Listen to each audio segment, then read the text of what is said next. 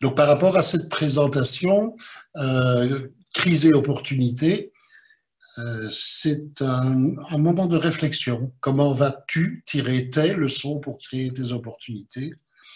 Il n'est pas question de donner des recettes, il n'est pas question de donner des trucs généraux pour tout le monde, mais peut-être qu'il y a des modèles qui peuvent servir à tout le monde pour réfléchir et chacun de vous en tirera ses propres leçons. Vous savez que je suis avant tout coach et donc je ne donne pas de conseils. Les questions qu'on vous donnera tout à l'heure sont évidemment générales puisque vous êtes nombreux. Quand on fait un coaching, les questions sont évidemment beaucoup plus personnalisées et spécifiques. Alors, quel est l'objectif de ce webinaire? Mais tout d'abord, c'est de vous accompagner dans votre réflexion sur la situation de crise actuelle. Parce qu'il est évident que, en tout cas, le public qui est là aujourd'hui réfléchit à la situation et que vous avez déjà probablement tiré vous-même quelques leçons. Vous proposez des modèles de réflexion parce que depuis près de 40 ans maintenant, je me remets en question et j'ai énormément appris des autres. Je n'ai pas inventé grand-chose, mais j'ai énormément appris de beaucoup de maîtres et j'ai pris un certain nombre de modèles que je crois intéressants à vous soumettre pour les mettre en lien avec cette crise et voir si ils peuvent vous amener des pistes, non seulement de réflexion, mais d'action. Vous posez quelques questions auxquelles vous répondrez individuellement. Donc, à la fin de ma présentation, je vous proposerai un certain nombre de questions. Ces questions, Christophe va vous les envoyer immédiatement après le webinaire pour que vous ayez le temps d'y réfléchir chez vous. Ce ne sont pas des questions où on répond en 5 minutes. Donc, je vous les citerai, je vous laisserai 1 ou 2 minutes de réflexion pour que quelque chose jaillisse peut-être spontanément. Mais je crois que ce qui sera surtout intéressant, c'est le temps que vous prendrez pour réfléchir à votre situation. Nous vous proposerons donc de choisir des pistes d'action constructive pour vous et quand tout ça sera fini, je répondrai aux questions que vous aurez posées à Christophe. La crise actuelle, eh bien, la pandémie est évidemment une menace et une opportunité. Et nous le voyons bien parce que la pandémie est évidemment révélatrice d'autres crises. On ne va pas citer les exemples, vous en connaissez autant que moi, on n'est pas là non plus pour critiquer ce qui se passe ou qui ne se passe pas bien, mais c'est en tout cas révélateur d'un certain nombre de dysfonctionnements dans notre société. Plusieurs d'entre nous étaient déjà conscients de pas mal de ces dysfonctionnements, mais là maintenant ils sont assez criants et donc on verra ce qu'on peut en faire chacun pour nous. Il y a des leçons à tirer. Ces leçons à tirer, eh bien, elles sont individuelles, systémiques et globales, c'est-à-dire que chacun d'entre nous doit réfléchir pour lui-même à qu'est-ce que personnellement il a à apprendre de cette crise pour grandir, pour être plus heureux, plus épanoui, puisque je suppose que c'est votre objectif, mais peut-être aussi pour réfléchir à est-ce que vous avez envie de donner plus de sens à votre vie, plus de contribution. C'est à titre individuel, c'est à titre systémique. Tous les individus font partie de plusieurs systèmes, systèmes familiaux, systèmes professionnels. Et donc, chaque système doit se remettre en question et de revoir sa place, son rôle et ses modes de fonctionnement. Et comme le disait encore le Dalai Lama hier, il faut vraiment faire une réflexion globale par rapport au monde parce que la plupart des problèmes se retrouvent un peu partout. Et comme on le voit déjà en Belgique, c'est pas toujours facile de trouver entre nos petites communautés des solutions qui soient communes. Et donc, il y a du chaos. Et si nous ne réfléchissons pas à une organisation avec des buts communs, eh bien, on ne tirera pas les leçons qu'on devrait pouvoir tirer de cette situation.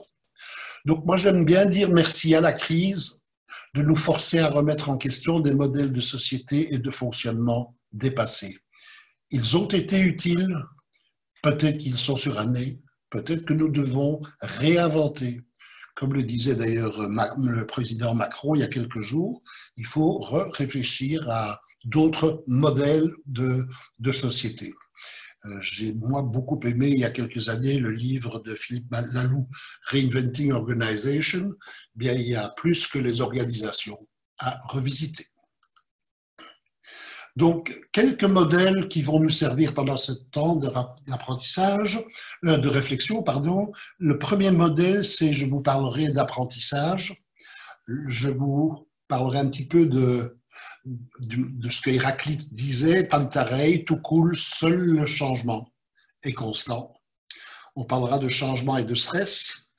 On parlera du fonctionnement du système nerveux autonome, comment passer d'un système à l'autre, comment est-ce que le système neurosciences, qui est donné par les neurosciences, nous explique de pouvoir avoir différentes façons de nous comporter.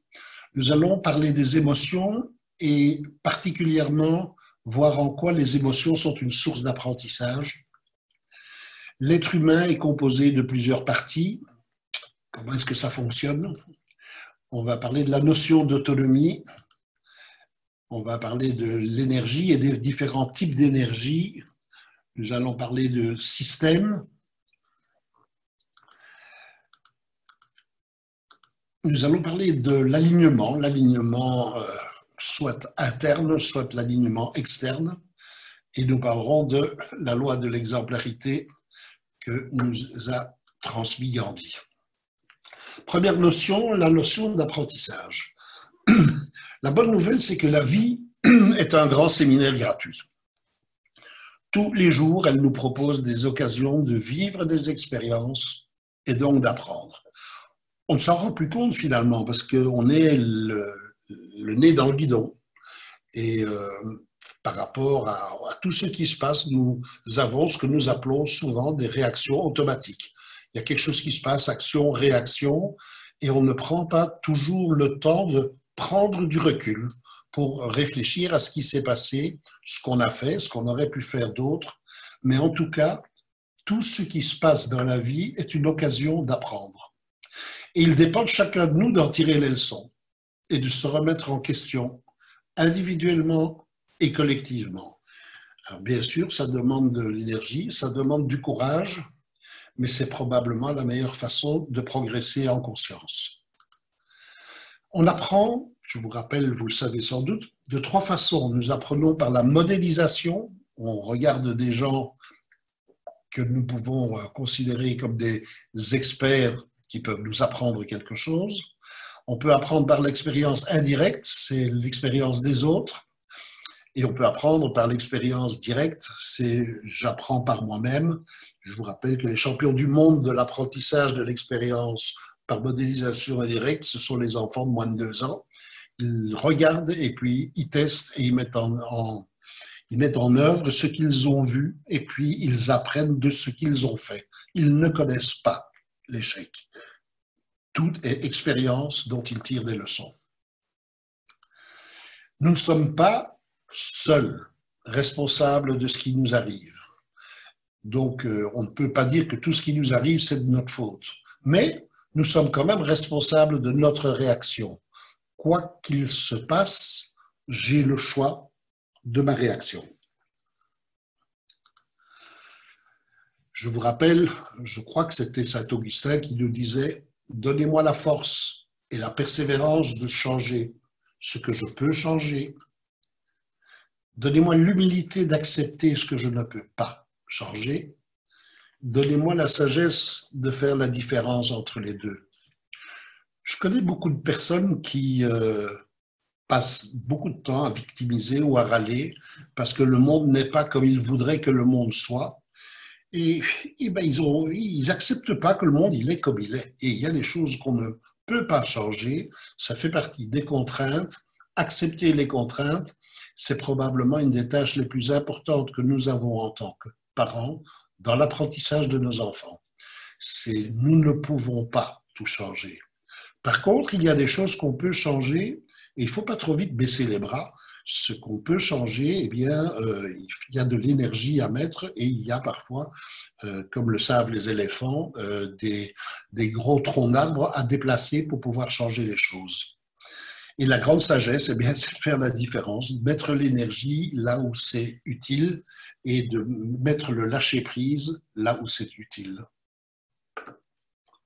Comme nous disions tout à l'heure, tout coule, tout change. Depuis son origine, le monde change. Depuis notre naissance, nous changeons, nos cellules changent, évoluent, notre mode de pensée change. Depuis toujours, le monde et la science évoluent.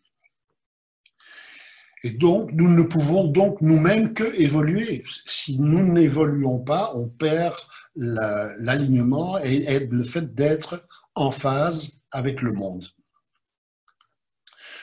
Le hic, c'est que nous avons un paradoxe. Nous sommes en même temps attirés par ce changement et en même temps, nous sommes freinés par nos habitudes et notre zone de confort.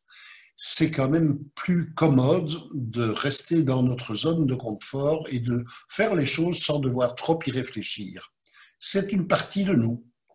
Mais par contre, moi je m'en rends bien compte pendant mes vacances, c'est bien pendant quelques jours et puis après, j'ai envie que ça bouge, j'ai envie d'apprendre, j'ai envie de faire des choses. Et donc ce paradoxe, nous le vivons peut-être pas quotidiennement, mais certainement toutes les semaines.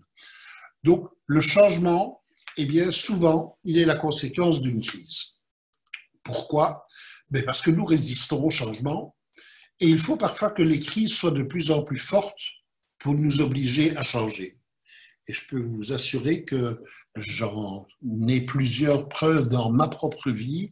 Il m'a fallu plusieurs leçons et certaines de plus en plus fortes pour que je comprenne ma responsabilité dans certaines situations et ce que j'avais moi à changer pour pouvoir être en phase. Les Chinois, ils écrivent le mot crise en 2 idéogrammes qui signifient danger et opportunité. Alors, on ne parle pas du tout chinois, hein, on ne veut pas faire le malin, mais voilà, je crois, les 2 idéogrammes qui représentent les mots danger et opportunité. J'aime bien, moi aussi, prendre la notion de pièce de monnaie. Une pièce de monnaie, eh bien, elle a un côté pile et elle a un côté face. Et les pessimistes, ils voient le danger et un côté de la pièce de monnaie. Et les utopistes, ils voient l'opportunité ou l'autre pièce de monnaie. Et les réalistes, ils voient le danger et l'opportunité. Ils voient les 2 faces de la pièce, mais ils vont se concentrer sur le côté positif. Mais nous devons, bien entendu, tenir compte du danger, parce que sinon, on va dans le mur. Et on doit tenir compte qu'il y a des opportunités, parce que ce n'est peut-être pas toujours aussi dramatique que ça. Moi, par exemple, ces 3 semaines-ci, j'aurais dû être en vacances au soleil. Eh bien, finalement, c'est assez pas mal d'être ici en Belgique parce que l'endroit où j'aurais dû être, il n'arrête pas de pleuvoir depuis 3 semaines. Et ici, il fait magnifique depuis 3 semaines. Donc, le fait d'être confiné est devenu une opportunité de pouvoir profiter de ma maison et de mon jardin et de pouvoir préparer au soleil le webinaire que je vous propose aujourd'hui. Donc, nous résistons au changement et une des raisons, c'est que, comme disait le père du stress, Hans Selye, qui nous apprend que le stress apparaît dès qu'un organisme est confronté au changement. Que ce soit un organisme humain ou non humain, ou un système, dès qu'il y a changement, il y a stress. Et ce stress peut être perçu de 2 façons différentes. Ce qu'il appelle le E-stress, c'est le stress positif. Mais par exemple, je vais me marier demain, rassurez-vous, c'est un exemple. Mais donc, je vais me marier demain, eh bien, il est probable que j'ai quand même un stress, même si c'est par rapport à un événement positif. Le stress négatif, c'est le changement est perçu comme une menace. Et donc, tout changement apporte un stress. Tout stress ne veut pas dire négativité et problème. Par contre, s'il est négatif, eh bien, c'est qu'il perçoit que nous avons une menace. Et là, Les neurosciences nous apprennent que nous avons plusieurs cerveaux. Je ne vais pas vous donner un cours de ça, ce n'est pas ma spécialité, mais ce que j'ai appris, c'est que dans le système nerveux autonome, le système sympathique n'est pas sous notre contrôle. C'est, je crois, ce qu'on peut appeler aussi le cerveau reptilien. Il est là pour réagir pour notre survie. Son comportement est automatique. Donc, dès qu'il y a une menace, automatiquement, notre cerveau va nous envoyer des signaux et nous allons réagir d'une certaine façon dont on parlera tout à l'heure. C'est la première réaction et le système parasympathique ne réagira que plus tard face à la menace parce qu'il a déjà, lui, eu un apprentissage social et il peut vérifier si l'environnement est sécurisé. Face à la menace, on dit qu'il y a 3 comportements. Et le premier serait la fuite. On écrase, on quitte la personne ou le lieu, on fuit dans le travail, dans l'alcool, la drogue, la dépression, et on peut même aller jusqu'à la maladie mentale ou le suicide. Comportement de fuite. D'autres personnalités réagiront dans le combat. On critique soit les autres, soit nous-mêmes. On se rebelle, on se révolte, on peut devenir violent en parole, en attitude ou en acte. Et le troisième comportement, c'est la paralysie, la catatonie. On fait le mort, on est figé, rigide dans son comportement. Il n'y a rien d'autre à faire, pensons-nous, que d'espérer que cela passe. Ce sont des mécanismes de défense. Alors, comment sortir de là? Comment grandir? Eh bien, c'est tant qu'au plus profond de nous, il y a des traumas non réglés, petits ou grands, nos mécanismes de défense se mettront en place pour nous avertir du danger et nous protéger. C'est normal, c'est une protection parce que nous croyons qu'il y a danger et que ce cerveau-là n'est pas, le cerveau à ce moment-là n'est pas connecté avec notre cerveau cortical et nous ne pouvons pas à ce moment-là prendre distance pour prendre des décisions. Et donc, pour pouvoir pour grandir, il va falloir que nous puissions changer notre regard et donc donner le calme à notre cerveau, et ça, nous verrons tout à l'heure comment. Par contre, grandir est extrêmement intéressant parce que nous allons voir que le problème n'est jamais la situation. La même situation pour une personne et une autre personne n'est pas le même problème. Ce qui pose problème, c'est le regard que nous posons sur la situation. Or, notre mémoire cellulaire fait des liens avec des situations vécues dans le passé, mais l'interprète avec un regard dont la maturité est celle de l'époque. Donc, si j'ai peur des cris et que tout d'un coup quelqu'un crie et que je réagis d'une certaine façon maintenant et que j'ai peur, mais c'est peut-être parce que quand j'étais gamin, quelqu'un a crié très fort et j'ai eu peur. Et ma mémoire cellulaire se rappelle de cette peur-là et chaque fois que quelqu'un crie, eh bien, il va probablement faire une association. Et c'est pour cela qu'il faut parfois revisiter nos traumas pour grandir. En revivant la situation aujourd'hui, en métaposition, nous porterons un autre regard sur la situation avec la maturité et l'expérience d'aujourd'hui. J'ai créé un processus de timeline coaching qui explique cette situation. Et donc, en fait, le nœud se trouve au niveau de nos émotions. Il faut pouvoir rentrer dans les émotions pour pouvoir contacter la source d'apprentissage. Il n'y a pas d'émotions positives ou négatives, c'est leur expression qui peut l'être. Si j'ai peur, dans certaines situations, ça peut être extrêmement utile et positif. Si je suis fâché aussi, si je suis triste aussi, et être content n'est pas toujours positif. Ce qui dépend, ce qui va faire que l'expression est positive ou non, c'est l'adéquation de l'expression en fonction des événements et des gens avec lesquels nous sommes. Parce que la non-expression des émotions, elle a des conséquences énormes sur notre fonctionnement. Quand nous avons peur, nous sommes paralysés et nous ne pouvons pas passer à l'action. Il est donc important de revisiter cette émotion présente et le lien avec le passé pour apprendre et pour pouvoir poser un autre regard sur la situation. Et donc, ceci confirme que nous avons différentes parties, comme on le dit en PNL ou comme on le dit dans les systèmes familiaux internes, ou des états du moi, comme on en parle en analyse transactionnelle. Nous sommes composés de plusieurs parties qui, indépendamment l'une de l'autre, ont leur vie, leur façon d'apprendre et leurs croyances. C'est normal et bon pour nous, car sinon, nous serions rigides, figés. En cas de menace, une partie apparaît automatiquement. Vous pouvez apprendre à la reconnaître, à la calmer et à permettre à d'autres parties de se manifester. Si vous voulez chasser une partie, elle ne va pas être contente. Et donc, vouloir combattre nos propres réactions et les nier ou les rejeter, ou même se critiquer soi-même parce que nous avons vécu ça, ce n'est pas vraiment une bonne idée, ce n'est pas une solution. Nous allons devoir apprendre vraiment à reconnaître qu'est-ce qui se passe.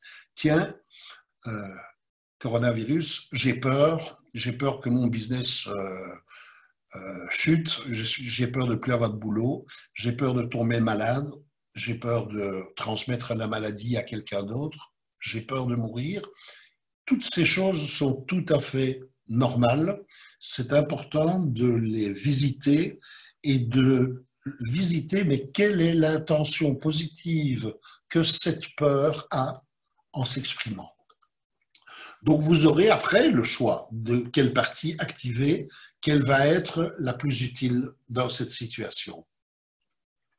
Donc ça veut dire que nous avons le choix de nos réactions, comme nous l'avons dit, mais notre autonomie, elle est toujours relative. Parce que l'être humain adulte, sauf quelques exceptions, a pour but de développer son autonomie. Nous avons chacun, comme on le dit en grec, l'autonomos, la capacité de faire nos lois et nos règles, de décider pour nous, mais jusqu'à un certain point. Parce que nous vivons en société, donc on ne fait pas tout à fait ce qu'on veut.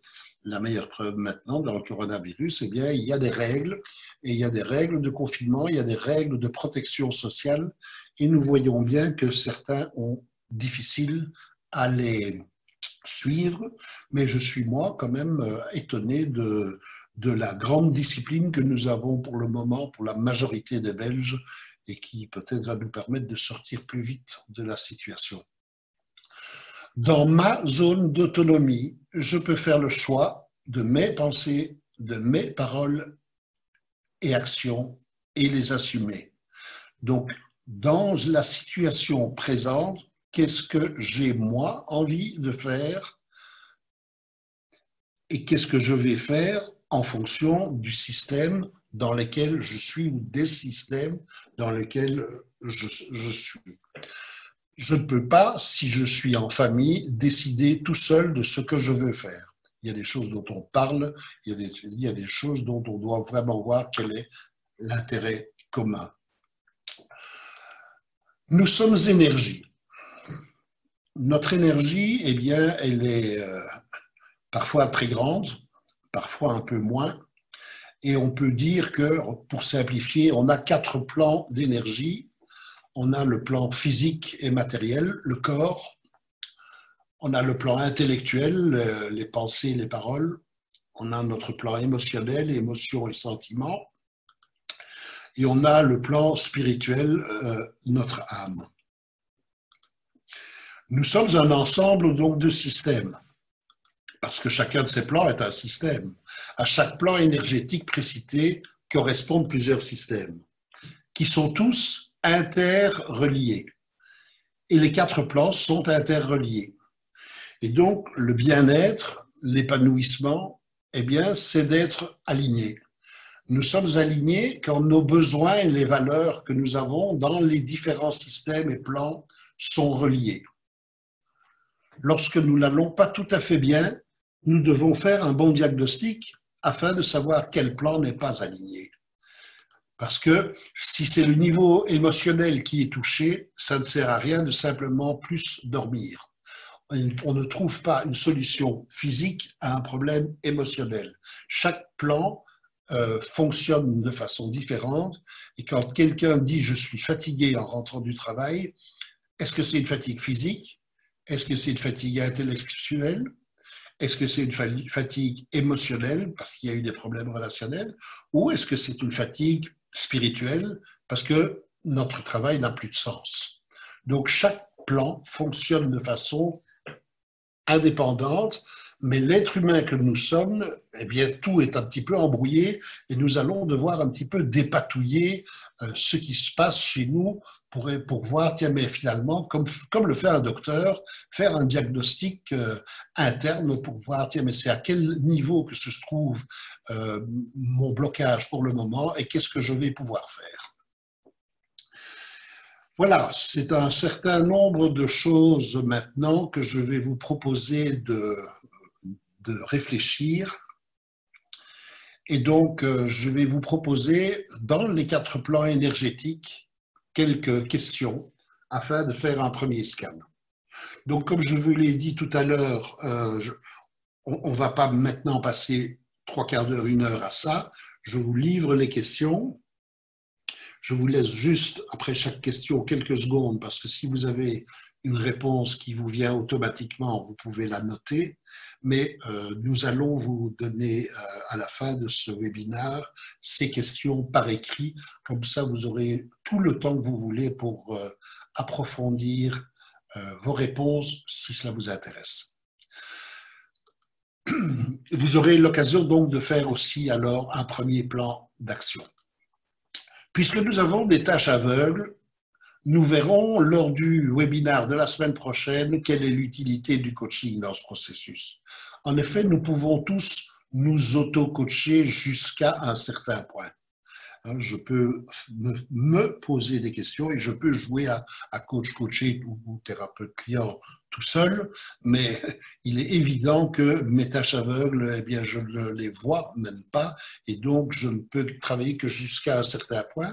Mais bon, je crois que si chacun de nous pouvait déjà travailler sur ce qui est conscient ou préconscient, on pourrait déjà pas mal progresser.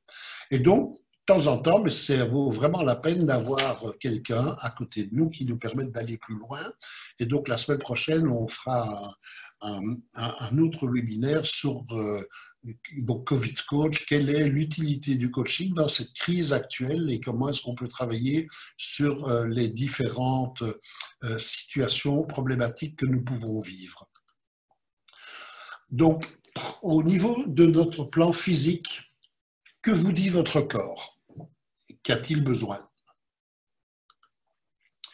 Est-ce que j'ai besoin de plus de repos, de mouvement, de détente, de sommeil, d'allègement, d'assouplissement, de sport, de marche, de vélo, de natation?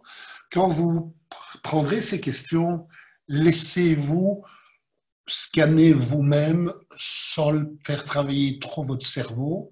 Vous pouvez d'abord vous poser la question et laisser venir ce qui vient spontanément. Votre intuition va certainement être un grand allié. Que pensez-vous de votre espace physique? C'est aussi le plan physique. Quel est votre lieu de vie? Quel est votre lieu de travail? Est-ce que dans ce lieu de vie et de travail, il y a des aménagements à faire pour le rendre plus agréable, plus ordonné, donc de faire de l'ordre, du rangement, du nettoyage? Je sais que pour le moment, beaucoup de gens profitent de cette période pour faire du rangement dans leur maison et de faire de la place pour des nouvelles choses. Au niveau intellectuel, quelles sont vos pensées du moment? Est-ce qu'elles sont plutôt constructives ou négatives? Est-ce que vous êtes plutôt en rébellion? Est-ce que vous êtes plutôt victime? Est-ce que vous êtes plutôt dans une phase où vous vous dites, bon, ben, qu'est-ce que je vais faire, moi, que je peux faire maintenant par rapport à ça? Donc, quelle est l'énergie dans laquelle vous vous trouvez au niveau intellectuel?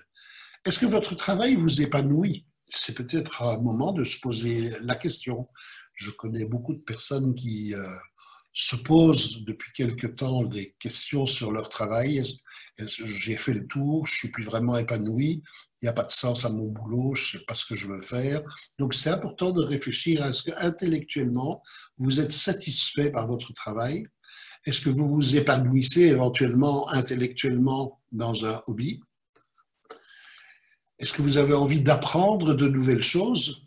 J'ai encore assisté, moi, il y a la semaine passée, à un congrès. J'apprends énormément. J'ai l'occasion maintenant d'aller voir sur Internet plein de choses qui sont utiles et disponibles gratuitement. Donc moi, j'adore apprendre. Est-ce que vous avez envie d'apprendre et qu'est-ce que vous avez envie d'apprendre? Est-ce que vous vous entourez de personnes enrichissantes intellectuellement? Est-ce que vous avez des personnes qui vraiment vous nourrissent? Et pour ceux qui les connaissent, est-ce que vos paroles respectent les accords Toltec? Quelle est votre énergie dans votre langage? Comment est-ce que vous communiquez avec les autres? Au niveau de notre plan émotionnel, est-ce que nous acceptons la réalité de nos émotions? Vous savez tous que au niveau de notre éducation, dans beaucoup de familles, certaines émotions n'étaient pas bienvenues. On faisait soit le déni, soit on les étouffait. Et l'analyse transactionnelle parle beaucoup de ce qu'on appelle les drivers, hein, sois parfait, fais plaisir, fais effort, sois fort, dépêche-toi. Donc ce sont toutes des choses qui ne nous permettent pas d'être en contact ici et maintenant, comme nous le soumet la pleine conscience. Hein. Mais qu'est-ce qui se passe au niveau de mes émotions? Qu'est-ce que je ressens? Et qu'est-ce que cette crise, par exemple, maintenant, provoque chez vous? Qu'est-ce que vous avez au niveau émotionnel comme signaux qui vous disent ah, ici, c'est le moment d'apprendre quelque chose. Lorsque j'ai suivi ma formation en neurosciences, je me rappelle que on me disait que notamment le stress, eh bien le stress, c'est quand je vis ce stress, ça me montre que ma façon de fonctionner aujourd'hui n'est plus adéquate avec la situation. Et donc, plutôt que de critiquer la situation, ce qui est intéressant, c'est de se dire, mais qu'est-ce qui se passe? Qu'est-ce que j'ai à apprendre? Qu'est-ce que moi, je dois changer? Donc, ma peur, ma tristesse, ma colère, mon impuissance, ma honte, mon dégoût, ma curiosité, mon enthousiasme, tout cela peut être présent. Moi, j'ai vécu un moment un petit peu difficile au début parce que j'ai été malade. Je ne sais pas si j'ai eu le Covid ou simplement une grippe, mais j'ai vraiment été extrêmement fatigué pendant un bon mois et je me suis senti dans beaucoup de fatigue, d'impuissance par rapport à la situation et je n'avais aucune énergie pour bouger et faire autre chose. Alors, ça a duré pendant 3-4 semaines. Heureusement, depuis une bonne semaine, c'est fini. Et maintenant, je suis dans l'enthousiasme et quand Dimitri m'a proposé de faire cet atelier et que ma femme et ma fille m'ont poussé à le faire, eh bien, je retrouve, moi, cet enthousiasme à communiquer et parce que je trouve que c'est particulièrement adéquat maintenant de donner l'énergie et l'expérience que nous avons en tant que coach ou thérapeute, à des gens qui ont vraiment besoin d'un accompagnement. Est-ce que vous en parlez de vos émotions? Est-ce que vous le gardez pour vous? Parce que si vous vous isolez, eh bien, vous pouvez tomber malade. Jacques Salomé disait les mots pour le dire. Si vous ne trouvez pas les mots MOTS, vous allez trouver les mots MAUX. Et donc, c'est important de partager et de se sentir écouté et compris. Actuellement, il semble que l'agressivité a un petit peu augmenté parce que beaucoup de gens se sentent confinés dans des habitations qui ne sont peut-être pas très grandes, où ils sont nombreux et où ils finissent par tourner comme des lions en cage parce que, un, ils n'ont pas l'habitude de ça et certainement pas à plusieurs. Et donc, si on n'a pas fait un travail sur soi, eh bien, la colère peut assez vite prendre le dessus. Et donc, comment allons-nous faire pour gérer cette colère, pour avoir un comportement qui soit plus social? Si vous vous sentez victime, il n'y a rien qui va s'arranger. Ce qui est important, c'est d'aller visiter cette victimisation et de dire, mais qu'est-ce qui se passe? Qu'est-ce que ça veut dire pour moi? Qu'est-ce que j'aurais aimé, moi, changer? Quelle est la chose que je voudrais éventuellement pouvoir arriver à mettre en place pour être un petit peu plus aligné? Et ce qui se passe souvent, c'est d'aller visiter nos besoins et nos valeurs. C'est quoi qui me manque pour le moment? Qu'est-ce qui me manque dans mes besoins? Moi, il me manque de prendre ma petite fille dans mes bras. Il me manque de prendre ma fille dans mes bras. Il me manque de pouvoir voir mes meilleurs amis. Il me manque de pouvoir donner mes cours avec les personnes quand on est 15, 20 à l'académie dans une salle. C'est quelque chose qui me manque vraiment. Qu'est-ce que je peux faire par rapport à ça actuellement dans le contexte actuel? Donc, chacun de vous, posez-vous ces questions-là par rapport à vos besoins propres et vos valeurs propres. Le plan émotionnel, il est double. Il y a les émotions internes et il y a les émotions qui viennent au niveau de nos relations. Concernant nos relations privées, c'est peut-être un moment de réfléchir au fait que nous avons le choix de la qualité d'intimité que nous voulons partager.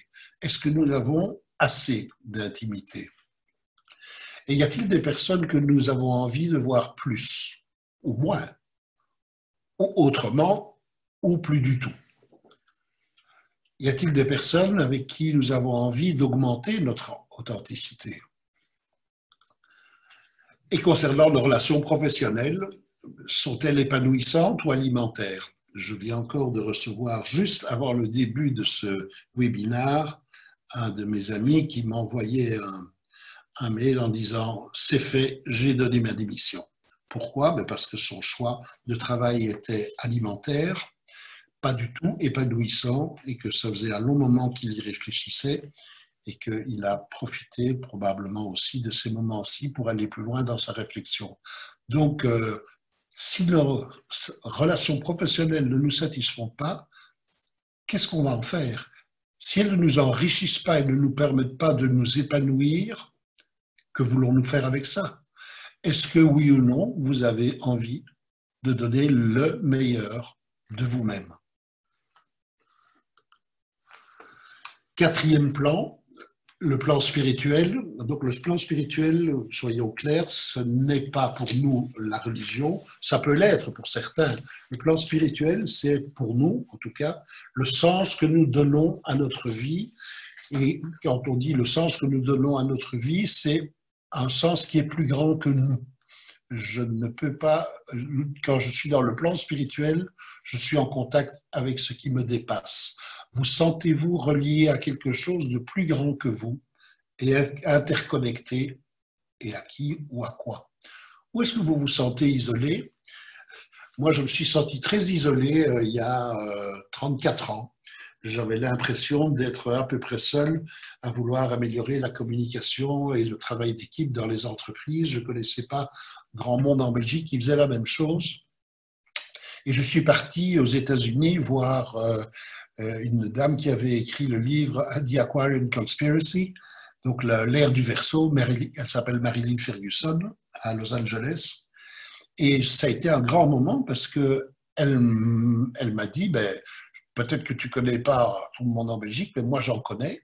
Et puis aux États-Unis, je peux te donner des tas de noms et d'adresses. Et elle m'a fait rencontrer plein de personnes qui étaient dans le développement personnel, relationnel, spirituel. J'ai fait connaissance de Richard Barrett et de tout ce monde qui travaille au niveau des valeurs dans les entreprises. Et c'était extraordinaire de sortir de cet isolement. Mais pour sortir de l'isolement, il faut faire un premier pas et qui est de parler de notre isolement. Est-ce que la crise a un sens pour vous dans l'évolution de votre vie, dans l'évolution de la vie sur notre planète? Donc, quel est le sens que cela a pour vous? Que pourriez-vous changer dans vos habitudes pour contribuer à vivre dans un monde meilleur? Je suis sûr que vous allez pouvoir trouver quelques réponses à ça. Et alors, j'adore toujours utiliser ce que disait Gandhi, be the change you want to see in the world, soyez le changement que vous voulez voir dans le monde. Ce n'est pas le monde qui va changer, il faut d'abord montrer l'exemple. Vous vous rappelez, hein, on apprend par modélisation, par expérience indirecte, expérience directe. Si vous voulez que des gens changent, c'est à vous aussi à d'abord montrer. Et donc Gandhi, comme vous le savez, il refusait la force pour faire changer les choses en Inde, et c'est par, je dirais, la rébellion positive et passive qu'il a voulu prendre son indépendance et son autonomie par rapport au Commonwealth. Et c'est évident que s'il avait dit des choses, mais qu'il se comportait autrement, c'était pas crédible. Et je suppose que vous connaissez tous plein de modèles de personnes qui, dans le monde, disent des choses et ne sont pas cohérents dans leurs actes. C'est le moment peut-être de faire votre bilan. Qu'est-ce que je retiens de ce webinaire? Quelles sont les premières idées fortes que je retiens, s'il y en a? Peut-être que vous saviez déjà tout, mais que vous avez des confirmations. Est-ce qu'il y a des nouvelles choses dont vous avez pris conscience? Qu'est-ce que vous retenez du questionnement, tout en sachant que vous apprendrez surtout en faisant ce travail à la maison? Et je crois que c'est peut-être bien de prévoir plus ou moins 1 heure pour pouvoir répondre à ce questionnement. Quelles sont donc les prises de conscience ou les confirmations essentielles? Qu'est-ce qui va changer dans mon regard? Qu'est-ce que je vais arrêter de faire? Que vais-je faire autrement? Que vais-je mettre en place de nouveau? Après cela, nous pourrons nous auto-coacher, comme je l'ai dit, jusqu'à un certain point. Et jeudi prochain, nous vous proposerons un second webinaire sur l'utilité du coaching dans cette période de crise. Quand je dis coaching, c'est évidemment parce que nous sommes coachs, mais ce n'est qu'une seule des techniques d'accompagnement. En tout cas, pour nous, en tant que Leading and Coaching Academy, il y a eu l'opportunité du changement, c'est nous prenons le temps d'analyser et d'améliorer la qualité de nos formations. Nous offrons des webinaires comme celui-ci pour tirer profit de la crise, et il y aura des webinaires sur le coaching parental avec Anouchka et Catherine Schwenig. Et nous avons créé une cellule d'une 30aine de coachs de qualité qui offre des séances de coaching au personnel soignant et aux personnes en besoin de soutien pendant cette crise, comme Dimitri le fait également au niveau des thérapeutes chez psy.be. Voilà, je vous remercie pour votre écoute. J'aurais évidemment préféré vous voir. Moi, je suis plutôt un spécialiste du relationnel et j'aime bien être en live. Mais la contrainte est que ce n'est pas possible pour le moment.